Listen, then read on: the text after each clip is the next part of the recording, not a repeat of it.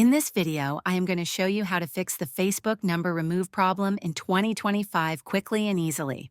If you're unable to remove your phone number from Facebook due to errors, security restrictions, or account verification issues, follow these steps to solve the problem. First, open the Facebook app or go to Facebook and log into your account. Tap on your profile icon, then go to Settings and Privacy, then Settings. Scroll down to the Personal Information section and select Contact Info. Here you will see the phone number linked to your account. If you see a cannot remove message, it means your number is set as the primary contact. To fix this, first, add a new email or another phone number under the Contact Info section.